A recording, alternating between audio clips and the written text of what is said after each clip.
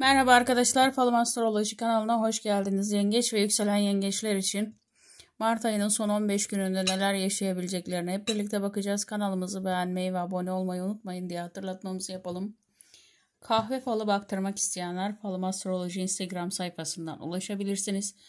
Yıldızname ve tarot bakımı için de Seher Tarot Dünyası yazarak hem Instagram hem de TikTok'tan Seher Hanım'a ulaşabilirsiniz arkadaşlar. Deprem bölgesindeki kardeşlerimizin başı sağ olsun ve geçmiş olsun dileklerimizi iletiyoruz.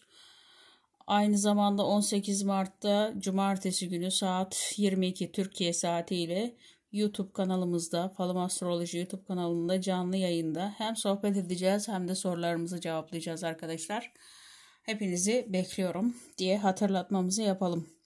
2 tane yurt dışı ile ilgili sevinçli haberiniz var. Bir de kısa yolda yani o yurt dışı ile alakalı gelecek olan bir misafiriniz gözüküyor. Yengeç burçları için. Taşınma gündeminizde ama bu konuda çok zorluklar yaşıyorsunuz. İkinci bir hamle daha yapacaksınız. Hatta araya bağlantılar kurarak o şekilde gerçekleştirmeyi düşünüyorsunuz. Ama bir ay daha beklemek durumunda kalmak zorunda olacaksınız. Sevinçli bir haberiniz var. Özellikle 2 haftadan beri sıkıntılar yaşadığınız bir konunun artık sizin hayatınızdan sıkıntı olmaktan çıkması var. Maddi anlamda sıkıntı yaşadığınız bir konuyla ilgili ferahlığa çıkacaksınız. Bunlar parasal anlamda sizin hesap etmediğiniz bir ödemeyi de işaret ediyor, gözüküyor. Arkadaşınızla bir sohbet esnasında konuşurken yanlış anlaşılmaya maruz kalıp küsme durumunuz olacak. Ama sonrasında araya girip birisi barıştırmak isterken tamamen kopmanıza sebep olabilir. O yüzden yine de arkadaşlarınızla konuşurken araya bir ikinci şahsı, bir üçüncü şahsı da katmamanızı tavsiye ederim. Çünkü bu dönem duygusal anlamda inişli çıkışlı bir süreçtesiniz ve nazara gelme açısından çok fazlasıyla gözleri gösteriyor burası. E harfi, D harfi, F harfi olan ayrı ayrı kişiler. Bu kişilerle ilgili hep bir nazar söz konusu olacak ve size karşı kıskançlıklarını da kelimeleriyle belli edecekler. Siz bunlara karşı bir duvar örmek isterken onlar dışarıdan takip ettikleriyle size nazarlarını göstermiş olacaklar. Elinize bir paranın gelmesi ve geldiği gibi de gitmesi veya kaybolması durumu olacak. O yüzden parasal konularda bu dönemde dikkatli olmanızda da fayda var arkadaşlar. Yatan bir hastanız var. Tedavisi için başka bir şehirde, başka bir yerde tedaviye başlaması veya devam etmesi gerekecek arkadaşlar. Ama bu konuda gidecek yer bulma konusunda sıkıntı yaşayabilirsiniz. İsminde F harfi olan bir yerle ilgili başvurunuz daha doğru bir seçenek olacak size. Bir de S harfindeki bir yer, 2 ayrı seçenek sizin için olumlu olacak gözüküyor. Hayat ağacınızda değişim var. Bu değişim bundan bugüne kadar hep duygusal baktığınız konulara artık mantıksal baktığınızı ve hayatınızdaki çözüm noktalarını mantıksal yönden geliştirdiğinizi gösteriyor. Bu size uzun bir süre rahatlığı, yani 2 yıl boyunca rahatlığı verecek ama 2 yıldan sonra yine tekrardan duygusal anlamdaki geçiş sürecinize geri döneceğinizi de işaret ediyor. Bu süre zarfındaki bu mantıksal yaptığınız şeyler de zaten sizi geri kalan zaman diliminde bir sistem kurmaya da itecek. Daha öncesinde küstüğünüz bir arkadaşınızla, E harfindeki bir arkadaşınızla tekrardan barışmanız var. Bu barışma her ikinize de olumlu gelecek. Adak adadığınız bir şeyin gerçekleşmesi için önünüzdeki engeliniz var. Bu adağınız 1 yıl sonrasına kalacak olarak gözüküyor. O yüzden biraz sabırlı olmakta fayda var. Zaten şu anda gelmesi de size sıkıntı verir. Hani sizin için hayırlı olduğunu düşünebilirsiniz ama şu an gelmesi maddi anlamda size sıkıntı vereceğini de gösteriyor buranın. Geçmişe bir sünger çekip yeni bir başlangıç yapmak isterken ilk önce ev, aile konusunda bir düzene gitmeye çalışacaksınız. Özellikle çocuklar ya da kardeşlerle ilgili iletişimler konusunda düzenlemeyi, herkese belli bir sınır vermeye çabalayacaksınız. Bu çabalamanın yanında görevlendirme, insanların ya da aile içerisindeki görevlendirme paylaşım konusunda çoğu sorumluluğu siz kendiniz alırken diğerlerine de sorumluluk vermek ileriki dönemde diyorum ya mantıksal yaşam konusunda size fayda sağlayacak gözüküyor. Yakın zamanda bir rüya görmüşsünüz veya göreceksiniz. Bu rüyanızda da bir sıkıntının habercisi olacak size. O yüzden bu aralar gördüğünüz rüyaları ve sonrasında oluşan olayı not etmenizde fayda var. Evet, evinizden çıkacak olan bir eşya size büyük bir ferahlama, belki de anılardan kurtulmanıza da vesile olacak gözüküyor. Müjdeli 3-4 tane haberiniz var. Arkası arkasına gelecek. Bu eşyanın çıkması sanki bir nevi evin uğursuzluğunu da kaldırmış gibi yorumlayacaksınız. Devlet kapısında sıkıntıda olduğunuz bir şey konusunda bir anda çözüm noktasına ulaşması ve müjdeli bir haber almanız gözüküyor arkadaşlar. Küçük bir topluluk bir şeyin kutlamasını yapacaksınız. Bu kutlamanın arkasından da gelecek olan bir toplu para, 2 tane de devlet kapısından gelecek olan temiz aydınlık haberiniz var. Yeni bir dönem başlangıcı içerisinde olurken kısmetleriniz de bollaşacak. Bu dönem özellikle maddi anlamdaki sıkıntılardan feraha kavuşmanız sizin bolluk ve bereketinizin arttığını da gösteriyor. Yeni bir düzen, yeni bir iş, hatta yeni bir kariyer. Yani eğer işinizde uzun süre çalıştıysanız farklı bir sektörde çalışmaya başlayabilirsiniz.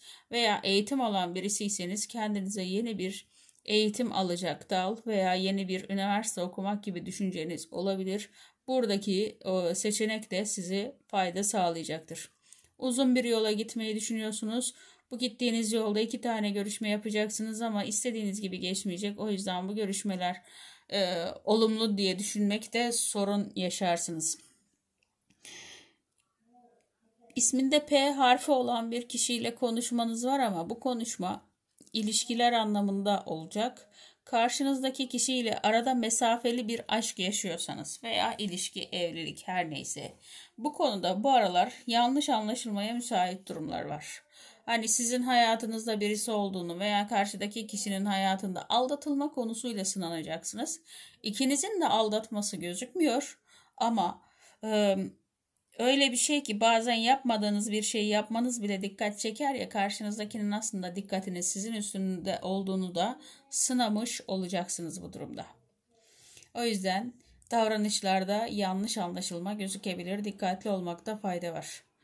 Kısa bir yolculuk yapacaksınız. Bu yolculukta bir işle görüşmeye yapacaksınız ve uzun zaman önce tanıdığınız bir kişiyle karşılaşacaksınız. Bu tanışma size ileriki dönemde ortak iş yapma fırsatı da verecek arkadaşlar. Hanenize girecek olan yeni bir eşya biraz da size sıkıntıdan kurtulup yeni bir düzen sağlama konusunda da fırsat verecek gözüküyor. Yengeç ve yükselen yengeçler için Mart ayının son 15 gününde özellikle 2 tane dileğiniz var ki yavaş yavaş geliyor, bugüne kadar bir türlü ilerleme kaydedemedim diye düşündüğünüz konularla ilgili ferahlama duyacaksınız. Aile içerisinde güneş gibi parlayacağınız, insanların, özellikle kan bağınızdan olan kişilerin sizin hakkınızda daha çok konuştuğu, daha çok iyi cümleler kurduğu bir dönemin içerisindesiniz. Takdir edilme konusu bu dönem daha yoğun hissedilecek sizde. Diyeceksiniz ki hani ben bu dönemde kendime yeni bir yol çizmişken mi takdir ediliyor? Bundan önce onlara paspas olurken farkına varmamışlar mı diyorsunuz ya. İşte kendi hakkınızı savunduğunuz zaman insanlar size daha çok saygı duyuyor. Bunu öğrenmiş olacaksınız. Aslan gibi kükremeye çalışan bir kişiyi sizin yerinize kan bağınızdan olan kişiler susturup onun hakkını yeme diyecekler. O yüzden bazen elinizi kolunuzu bile kımıldatmadan hakkınızı alacağınız bir süreç sizi bekliyor arkadaşlar. 4 tane ayrı ayrı yerden gelecek olan balık kısmet ve hayatınıza girecek olan yeni bir ilişki, yeni bir aşk konusu var. Bu geldiği gibi kısa süre içerisinde bitecek çünkü mantıksal olarak size uygun birisi değil. Ama bu süreçte denemekten de vazgeçmeyin derim ben. Öfkelendiğiniz bir anda neye öfkelendiğinizde unutarak kendi kendinize gülmeye başlayacağınız, hatta deliriyor muyum diye yorumlarda bulunabilirsiniz ama mental anlamda sağlığınız bozuk değil, sadece stres konusunda artık sinirlendiğiniz zaman gülebilme durumunuzda söz konusu. Tepkilerinizde değişiklik olacak, bilginiz olsun. Kan bağınızdan bir kişi, evinizden bir eşyanızın çalınması veya götürülmesi gibi bir durum söz konusu olacak. Bu ortalığa çıktığında herkesle yüzleşme yaşayacaksınız. Yani hiç beklemediğiniz kişiden böyle bir durum gelmesi sizi biraz şoka uğratabilir ama 4 rakamıyla alakalı burada bu kişiyle ilgili bir haber duymanıza da vesile olacak. Aslında bunu daha öncesinde de yaptığını veya bir tek siz bunun farkına varmadığınızı anlamış olacaksınız. Bu durumda aile içerisindeki sizden de saklanan sırlar olduğunu görmüş olacaksınız. Yeni bir dönem başlarken hayatınızdan çıkaracağınız 2 kişi de gözüküyor. Bunun birisi kan bağınızdan olacak, birisi de arkadaş çevrenizden olacak. Bunların gitmesi sizin de üzerinizdeki yüklerden kurtulmanıza vesile olacak. Yurt dışından gelecek olan sevinçli bir haber ve bir kısmeti de getiriyor.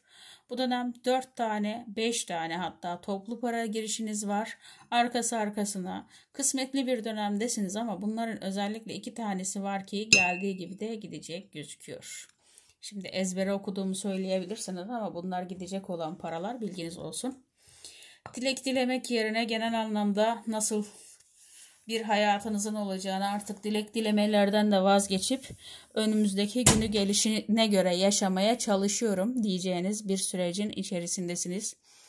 Evet, yengeç ve yükselen yengeçler için Mart ayının son 15 gününde neler yaşayabileceklerine hep birlikte baktık. Kanalımızı beğenmeyi ve abone olmayı unutmayın diye hatırlatmamızı yapalım. 18 Mart Cumartesi günü saat 22'de Türkiye saatiyle canlı yayında kanalımızda buluşmak üzere. Hoşça kalın.